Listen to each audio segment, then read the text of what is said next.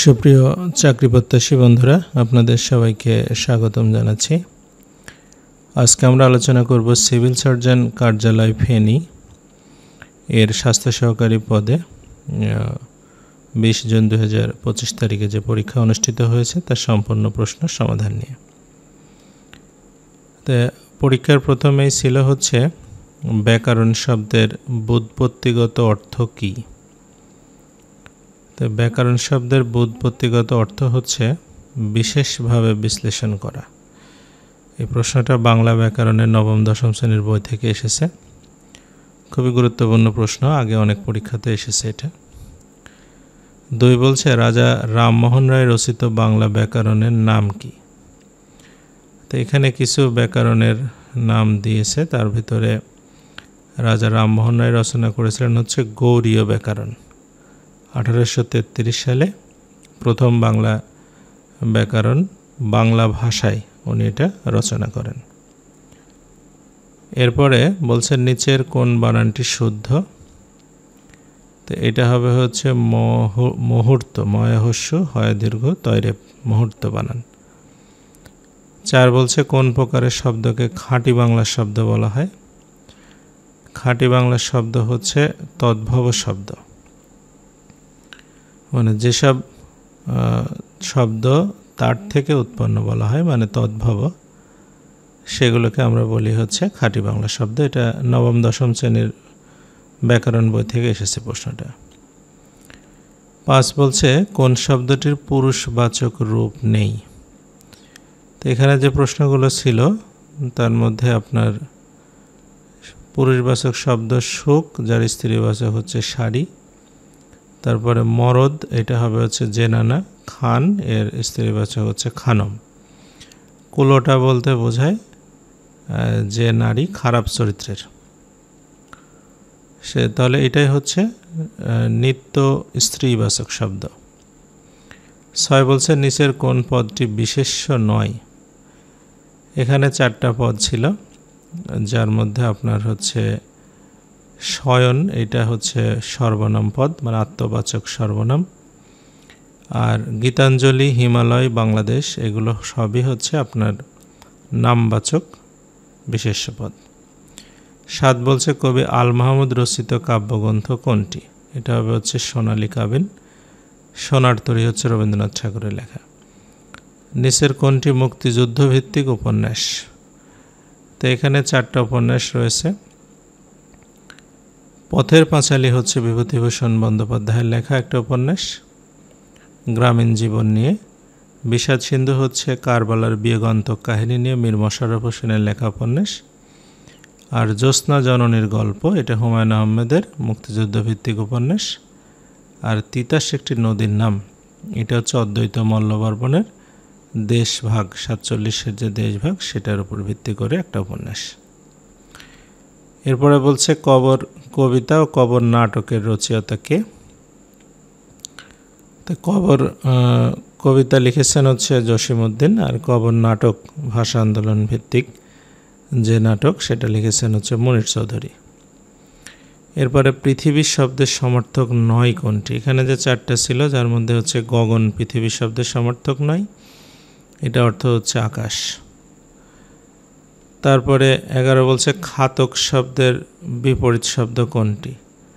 খাতক শব্দের অর্থ হচ্ছে যে ঋণ করে বা ঋণী, অধর্মণ্য বা দেনাদার, অর্থাৎ যে অন্যের কাছ থেকে টাকা কর্জ করে নিয়েছে। এটার বিপরীত হবে যার কাছ থেকে টাকা নিয়েছে মহাজন। আর চাতক হচ্ছে একটা পাখি। কবির কল্পনায় বলা হয় যে যে পাখি বৃষ্টির পানি ছাড়া খায় না তাকে বলা হয় চাতক পাখি। আর ঘাতক মানে তো হত্যাকারী। 12 বলছে নিচের কোনটি সরল বাক্যের উদাহরণ। এখানে 4টা বাক্য আছে, যার মধ্যে তার বয়স বাড়লেও বুদ্ধি বাড়েনি। যদিও তার বয়স বেড়েছে কিন্তু বুদ্ধি বাড়েনি, এখানে 2টা খণ্ড বাক্য। এটা হবে আপনার হচ্ছে জটিল বাক্য। আর তার বয়স বেড়েছে কিন্তু বুদ্ধি বাড়েনি, এটা হচ্ছে যৌগিক বাক্য। বয়স বাড়লে কি হবে, তার তো বুদ্ধি বাড়েনি, এখানেও 2টা খণ্ড বাক্য। তার মানে এটা হচ্ছে আপনার মিশ্র বা জটিল বাক্য। 13 বলছে স্বরঋতু, এটা সন্ধি বিচ্ছেদ কী হবে? এটা হবে ষঠ যোগ ঋতু। বক্তৃতা ও সংলাপের জন্য কোনটি বেশি উপযোগী? এটা হবে হচ্ছে চলিত ভাষা। 15 বলছে যুক্ত বর্ণটি কিভাবে গঠিত হয়? এটা হচ্ছে বর্গীর জ আর ইয়, মানে বিজ্ঞান বানানে যেটা থাকে সেই যুক্ত বর্ণটা। তারপরে ডাক্তার ডাকো বাক্যে ডাক্তার কোন কারকে কোন বিভক্তি? যেহেতু ডাক্তারকেই ডাকতে হবে, তো যিনি ডাকবে তিনি হচ্ছে আপনার কর্তৃকারক, আর যাকে ডাকবে তিনি হচ্ছে কর্মকারক। তাহলে ডাক্তার হচ্ছে কর্মকারকে শূন্য বিভক্তি। 17 বলছে নিচের কোনটি দ্বন্দ্ব সমাসের উদাহরণ? দ্বন্দ্ব সমাস মানে উভয় পদের প্রাধান্য থাকবে, যেমন এখানে ভাই ও বোন, ভাই বোন। সিংহ চিহ্নিত আসন, সিংহাসন, এটা মধ্যপদলোপী কর্মধারয় সমাস। চৌরাস্তা হচ্ছে চার রাস্তার মিলন, দ্বিগু সমাস। উপজেলা হচ্ছে জেলার সদিশ, অব্যয়ভাব সমাস। আর ভাই বোন হচ্ছে আপনার দ্বন্দ্ব সমাস। 18 বলছে কোন কবি বাংলায় অমৃতাক্ষর ছন্দের প্রবর্তন করেন? অমৃতাক্ষর ছন্দের প্রবর্তন করেন হচ্ছে মহাকবি মাইকেল মধুসূদন দত্ত। সুকান্ত ভট্টাচার্যকে বলা হয় কিশোর কবি। আর জীবনানন্দ দাশ হচ্ছে নির্জনতার কবি বা প্রকৃতির কবি। সত্যেন্দ্রনাথ দত্ত হচ্ছে ছন্দের জাদুকর। 19 বলছে যিনি বক্তৃতা দানে পটু তাকে বলা হয় কি? বাগ্মী হবে। গফুর ও আমিনা কোন গল্পের চরিত্র? এটা হচ্ছে শরৎচন্দ্র চট্টোপাধ্যায়ের মহেশ গল্পের চরিত্র। তারপরে 21 বলছে নিচের কোন শব্দটি ফরাসি থেকে এসেছে? এটা হবে হচ্ছে রোজা। আল্লাহ হচ্ছে আরবি শব্দ, আনারস পর্তুগিজ শব্দ, রেস্তোরাঁ হচ্ছে আপনার ফ্রেঞ্চ শব্দ, মানে আমাদের এখানে ফার্সি বলছে, অর্থাৎ পারস্যের শব্দ যেটা সেটা। আচ্ছা, কপোত শব্দের সঠিক শব্দ কোনটি? এটা হবে হচ্ছে কবুতর। তারপরে নিচের কোন বাগধাটির ভিন্ন অর্থ বহন করে? এখানে আছে সুখের পায়রা মানে সুসময়ের বন্ধু, দুধের মাছি মানেও সুসময়ের বন্ধু, বসন্তের কোকিল মানেও সুসময়ের বন্ধু, অমাবস্যার চাঁদ এটা মানে হচ্ছে কাঙ্ক্ষিত আর কি, মানে আপনার এরকম যে অমাবস্যায় চাঁদ দেখা গিয়েছে, অর্থাৎ অমাবস্যায় চাঁদ তো দেখা যাওয়ার কথা না, এক্সপেক্টেড না, তারপরেও হয়েছে। শেষের কবিতা রবীন্দ্রনাথ ঠাকুর রচিত একটা কি? এটা হচ্ছে উপন্যাস। 25 ছিল কোন শব্দটিতে বিদেশি উপসর্গ ব্যবহৃত হয়েছে? এটা হচ্ছে আপনার হেডমাস্টার, ইংরেজি উপসর্গ। তো এই 25টা ছিল হচ্ছে বাংলা, এরপরে আমরা চলে যাব ইংরেজিতে। তো ইংরেজি প্রথম ছিল Dhaka is becoming one of the dash cities in Asia. তাহলে ওয়ান অফ দ্যার পরে আমরা জানি হচ্ছে আপনার সুপারলেটিভ ডিগ্রি বসবে, অর্থাৎ বিজিয়েস্ট সিটিস ইন এশিয়া। 27 বলছে আইডেন্টিফাই দ্য কারেক্ট সেন্টেন্স। এখানে 4টা সেন্টেন্স ছিল, প্রত্যেকটা সেন্টেন্সে ইয়েস্টারডে কথাটা যুক্ত আছে। ইয়েস্টারডে এটা যুক্ত থাকলে অবশ্যই সেটা পাস্ট ইনডেফিনিট টেন্স হবে।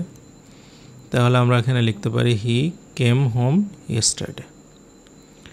28 বলছে one should take care dash health. তো ওয়ান হচ্ছে এখানে বাক্যের সাবজেক্ট। ওয়ান যদি বাক্যের সাবজেক্ট হিসাবে থাকে তাহলে অবশ্যই তার প্রোনাউন হিসাবে ওয়ান্স ব্যবহার করতে হবে, অর্থাৎ হচ্ছে স্বাস্থ্যের যত্ন নেওয়া উচিত। তারপরে which is plural form of mouse. মাউসের প্লুরাল ফর্ম কী হবে? এটা হবে mice. How beautiful the flower is, এটা কোন ধরনের সেন্টেন্স? এটাকে আমরা বলতে পারি এক্সক্লেমেটরি সেন্টেন্স, যেহেতু এক্সক্লেমেটরি মার্ক শেষে রয়েছে আর কি। তারপরে 31 বলছে he is university student.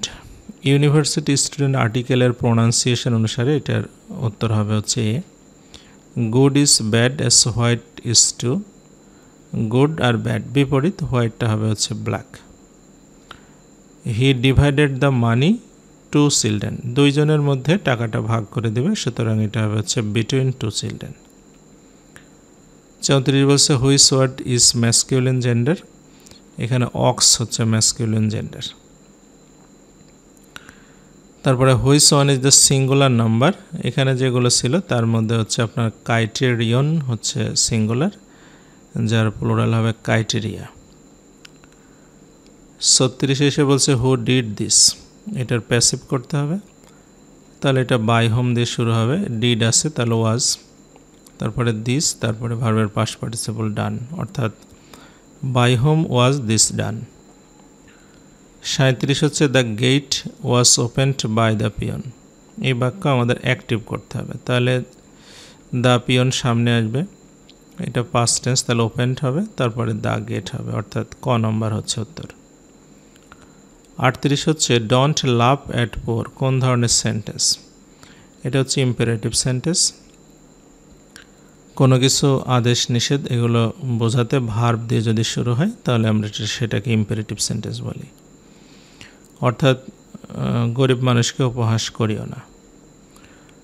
Which one is correct, এখানে বানান ছিল সাইকোলজি বানান, এটা হবে হচ্ছে PSYCHOLOGY সাইকোলজি। অ্যাক্টের পাস্ট ফর্ম কি? এটার পাস্ট ফর্ম হবে হচ্ছে অ্যাক্টেড। 41 এসে বলছে choose the correctly spelled word, প্রথমে আছে হচ্ছে অ্যানুয়াল, এটা হবে ANNUAL অ্যানুয়াল। তারপরে দ্য হেন হ্যাজ 10 eggs, এখানে মুরগি 10টা ডিম দিয়েছে, এটা হচ্ছে ডিম পাড়া বোঝাতে আমরা লিখব হচ্ছে লের পাস্ট পার্টিসিপল হচ্ছে লেইড, যেহেতু হ্যাজ আছে পাস্ট পার্টিসিপলই হবে। এরপরে বলছে ডাক্তার আসার পূর্বে রোগী মারা গেল, এই বাক্যের ট্রান্সলেশনটা কি হবে? তো যেহেতু ডাক্তার আসার পূর্বে রোগী মারা গেল আগে, তাহলে রোগীটা মারা যাওয়াটা আগে লিখতে হবে। The patient had died before the doctor, যেহেতু এই পাশে হ্যাড আছে ওই পাশে পাস্ট টেন্স হবে, অর্থাৎ দ্য ডক্টর কেম, মানে গ নম্বর হবে উত্তর। 44 বলছে মেইডেন স্পিচ, এটার অর্থ কি? এটার অর্থ হচ্ছে ফার্স্ট স্পিচ। 45 হচ্ছে which is the passive form of the sentence he is going to open a shop, is going টুর পরে আমাদের বি বসাতে হবে, অর্থাৎ এ শপ, তারপরে ইজ গোয়িং টু, তারপরে হচ্ছে বি, তারপরে হচ্ছে ওপেনড বাই হিম, মানে আমাদের ঘ নম্বর হবে উত্তর।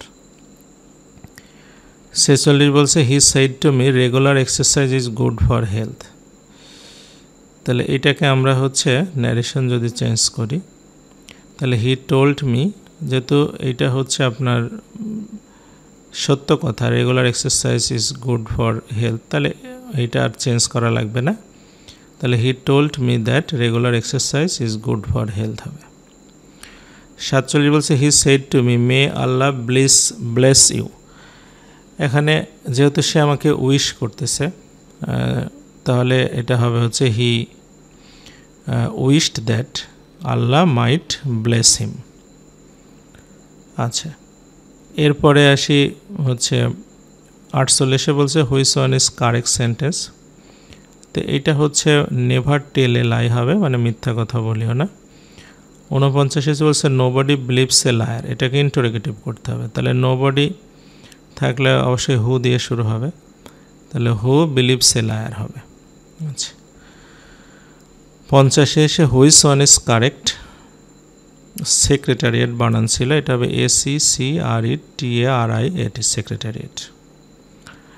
এরপর থেকে অঙ্ক, প্রথমে বলছে একটি বাঁশের 4 ভাগের 1 ভাগ কাদায় 3 ভাগের 1 ভাগ পানিতে, যদি পানির উপরে বাঁশটির দৈর্ঘ্য 5 মিটার হয় তাহলে সম্পূর্ণ বাঁশের দৈর্ঘ্য কত আর কি। তাহলে আমরা প্রথমে আগে হচ্ছে সম্পূর্ণ যে বাঁশের দৈর্ঘ্য এটা ধরে নেব হচ্ছে x, মানে মিটার হবে এটা, তাহলে x থেকে আমরা x এর 4 ভাগ আর x এর 3 ভাগ বাদ দিলে হবে 5 মিটার, তাহলে এখান থেকে আমরা পেয়ে যাচ্ছি 12x থেকে, এটা মানে আমরা উভয় পাশে 12 দিয়ে গুণ করে দেব, তাহলে 12x - 3x - 60, তার মানে 5x = 60, x এর মান হচ্ছে 12, তার মানে সম্পূর্ণ বাঁশের দৈর্ঘ্য হবে হচ্ছে 12 মিটার। আচ্ছা, 52 বলছে যে রহিম সাহেব মাসিক বেতন থেকে প্রভিডেন্ট ফান্ডের জন্য শতকরা 10 ভাগ কর্তনের পর তিনি 2700 টাকা পান, তাহলে তার মাসিক বেতন কত? মানে 10 ভাগ কাটার পরে 2700 টাকা পাবে, তাহলে হচ্ছে আপনার সে 90 ভাগ টাকা হাতে পাবে, তার মানে আমরা এই 2700 টাকাকে 90 দিয়ে যদি আমরা ভাগ করে 100 দিয়ে গুণ করি তাহলে হয়ে যাবে 3000 টাকা। এটাই হবে হচ্ছে উত্তর। আচ্ছা, 53 নম্বর এসে বলছে যে একটি আয়তক্ষেত্রের দৈর্ঘ্য প্রস্থের দ্বিগুণ, এর ক্ষেত্রফল 282 বর্গমিটার হলে পরিসীমা কত? আচ্ছা, তো এখানে আমরা যদি প্রস্থটাকে মনে করি আপনার হচ্ছে x, তাহলে দৈর্ঘ্যটা হবে হচ্ছে 2x, তাহলে 2x² সমান সমান 242, x² সমান সমান হবে 121, x এর মানটা হবে তাহলে 11। এখন বলছে পরিসীমা। পরিসীমা মানে হচ্ছে দুই বাহু যোগ করে ডাবল করতে হবে, অর্থাৎ x আর 2x যোগ করে ডাবল করলে হবে 6x, অর্থাৎ 6 11 66 মিটার হবে হচ্ছে পরিসীমা। 54 বলছে যে একটি কোণের 4 গুণ হচ্ছে 160 ডিগ্রি, কোণটির সম্পূরক কোণ কত? কোণের 100 মানে আপনার 60 ডিগ্রি হচ্ছে 4 গুণ, তাহলে আমরা সম্পূরক মানে 180 ডিগ্রি থেকে ওই কোণটা বাদ দিতে হবে। তাহলে 160কে আপনাকে 4 ভাগ করে নেন, তাহলে এটা হবে 40 ডিগ্রি। এই 40 ডিগ্রি 180 ডিগ্রি থেকে বাদ দিলে হবে 140 ডিগ্রি, এটাই সম্পূরক কোণ। 55 হচ্ছে পিতা মাতা ও কন্যার বয়সের গড় 30 বছর, মাতা কন্যার বয়সের গড় 25 বছর, তাহলে পিতার বয়স কত? তাহলে প্রথমে আমরা তিনজনের বয়স বের করব। 33 90 বছর মানে পিতা মাতা আর কন্যা, আর মাতা কন্যা হচ্ছে দুইজন মানে 25 জনে 50 বছর, বাদ দিলেই বাবার বয়স পেয়ে যাবে হচ্ছে 40 বছর। আচ্ছা, 56 বলছে একটা ট্রেন ঘন্টায় 60 কিলোমিটার বেগে চলে, 100 মিটার দূরত্ব যেতে কত সময় লাগবে? তো প্রথমে আমরা দেখব যে হচ্ছে 60 কিলোমিটার তো ঘন্টায় যাচ্ছে, তাহলে 1 সেকেন্ডে কয় মিটার যাচ্ছে? তো এইটা বের করার ক্ষেত্রে আমরা সহজ কথা মানে 60কে 5/18 দিয়ে গুণ করব, তাহলে আমরা বুঝতে পারবো যে 1 সেকেন্ডে কয় মিটার যায়। তাহলে 50/3 মিটার যাবে 1 সেকেন্ডে। এখন 100 মিটার যেতে কত সময় লাগবে? তো 100কে এটা দিয়ে ভাগ করলে আমাদের হয়ে যাচ্ছে, তাহলে আমাদের 3 উপরে চলে যাবে, অর্থাৎ 6 সেকেন্ড সময় লাগবে। এরপরে 57 এসে বলছে 3টা পেন্সিল আর 5টা কলমের দাম 55 টাকা, 30 টাকায় 6টা পেন্সিল পাওয়া গেলে 2টা কলমের দাম কত? 30 টাকায় যদি 6টা পেন্সিল পাওয়া যায় তাহলে 3টা পেন্সিলের দাম কত হবে? অবশ্যই 15 টাকা। এই 55 টাকার মধ্যে আপনার 15 টাকার হচ্ছে পেন্সিল আছে, তাহলে কলমের দাম হবে কত টাকা? 40 টাকা। 40 টাকা কয়টা কলমের দাম? 5টা। তাহলে আমাদের 2টার দাম হবে মানে 40 টাকা 5 দিয়ে ভাগ করলে 8 টাকা, আর দোকানে 16 টাকা। আচ্ছা, এরপরে বলছে 25 থেকে 50 পর্যন্ত মৌলিক সংখ্যা কয়টা? 25 থেকে 50 পর্যন্ত মৌলিক সংখ্যা আছে 6টা। 59 বলছে 3 9 27 81 পরবর্তী সংখ্যা কত? 3 গুণ করলেই হবে, অর্থাৎ 81কে 3 গুণ করলে 283। 60 বলছে -1 থেকে কত বিয়োগ করলে 0 হবে? -1 থেকে -1 বিয়োগ করলে 0 হবে, যে কোনো সংখ্যা থেকে ওই সংখ্যা বিয়োগ করলে 0 হয়। 61 হচ্ছে কোনো একটি টিকা কেন্দ্রে 30 জন টিকা গ্রহণকারী অনুপস্থিত ছিল, অনুপস্থিতির হার 3% হলে কতজন টিকা গ্রহণ করার কথা ছিল? তাহলে অনুপস্থিতির হার 3%, সেটা হচ্ছে 30 জন। তাহলে আপনার 30 জনকে যদি আমরা 3 দিয়ে ভাগ করি, করে 100 দিয়ে গুণ করি, তাহলে 1000 জন, এটাই হবে হচ্ছে উত্তর। 62 বলছে যে একজন মাছ বিক্রেতা এক হালি 1600 টাকায় কিনে প্রতিটি মাছ 350 টাকায় বিক্রি করলে শতকরা লাভ হবে না ক্ষতি হবে? তাহলে এখন প্রথমে আমরা আসি হচ্ছে তার এক হালি মাছের বিক্রয় মূল্য হচ্ছে 350কে 4 দিয়ে গুণ করলে 1400 টাকা, কিনলে হচ্ছে 1600 টাকা। তাহলে এখানে হচ্ছে আমার লস গেল 200 টাকা, তাহলে 200 টাকা লস হবে আপনার 1600 টাকায় গুণন 100, অর্থাৎ 12.5% ক্ষতি হবে। 63 হচ্ছে বৃত্তের দৈর্ঘ্যকে কি বলে? বৃত্তের দৈর্ঘ্যকে বলা হয় হচ্ছে আপনার বৃত্তের পরিধি। 64 হচ্ছে x+5y = 24, x এর মান 3y হলে y এর মান কত? তাহলে x+5y = 24, x এর = 3y বসায় দেব, তাহলে 8y = 24, y এর মানটা হবে তাহলে 3 × 8 = 24, মানে 3 হবে উত্তর। 65 বলছে 1 থেকে 20 পর্যন্ত রাশিগুলোর যোগফল কত? তো 1 থেকে 20 পর্যন্ত রাশিগুলোর যোগফল যদি আমরা করি, 20 আর 21 গুণ করে 2 দিয়ে ভাগ করলে হবে, অর্থাৎ 210। এরপরে সাধারণ জ্ঞান বলছে বিশ্বের প্রথম কার্বন প্রভাবমুক্ত দেশ কোনটা? এটা হবে হচ্ছে ভুটান। মানুষের শরীরে মোট কয়টা ক্রোমোজোম থাকে? এটা হবে আপনার হচ্ছে 23 জোড়া। 68 বলছে জীবন রক্ষাকারী ওষুধ পেনিসিলিনের আবিষ্কারক, এটা হচ্ছে আলেকজান্ডার ফ্লেমিং। ডেঙ্গু রোগের মোট কয়টা সাবটাইপ আছে? 4টা। আয়োডিনের অভাবে কী রোগ হয়? আয়োডিনের অভাবে রোগ হয় হচ্ছে গলগণ্ড।